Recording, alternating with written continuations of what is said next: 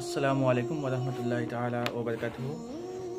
প্রসঙ্গটি ছোট্ট কিন্তু খুবই ইম্পর্ট্যান্ট, খুবই গুরুত্বপূর্ণ। মনোযোগ সহকারে সবাইকে শোনার অনুরোধ রইল।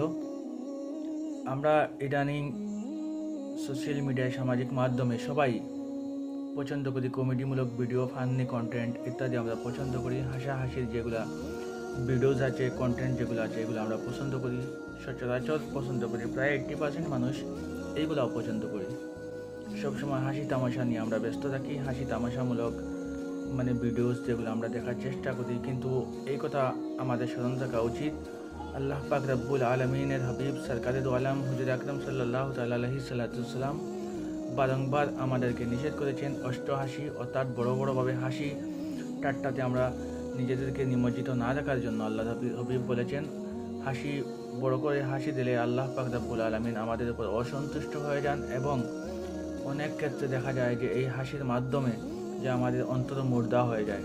পবিত্র কুরআনুল কারীমের মধ্যে আল্লাহ পাক রব্বুল আলামিন বলেছেন, ফালিয়াদহাকু কালিলা ওয়া ইয়াবকু কাসীরা, তোমরা বেশি করে কাঁদো এবং কম হাসো।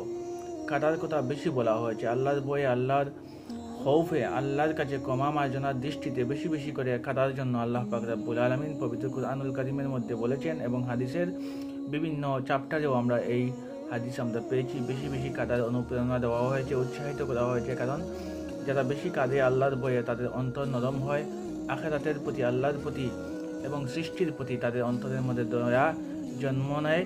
সুতরাং বেশি বেশি কাঁদা প্রয়োজন। আমরা বেশি কাঁদতে না গিয়ে আমরা বেশি হাসি, সম্পূর্ণ বিপরীতমুখী, অপোজিট হয়ে আমরা চলি। আল্লাহ পাক রব্বুল আলামিন অযথা আমাদেরকে হাসা থেকে যেন আমরা বিরত থাকেন, এবং হাসিমূলক কন্টেন্ট থেকেও যেন বিরত রেখে আল্লাহর ভয়, আল্লাহর খৌফ এবং আল্লাহকে সন্তুষ্ট করার মতো কাজ আমাদের মাধ্যমে যেন আল্লাহ সম্পাদন করান, এই দিকে আমাদের খেয়াল করতে হবে। আল্লাহ পাক রব্বুল আলামিন আমরা সবাইকে যেন তৌফিক দান করেন। আসসালামু আলাইকুম ওয়া রাহমাতুল্লাহি তাআলা ওয়া বারাকাতুহু।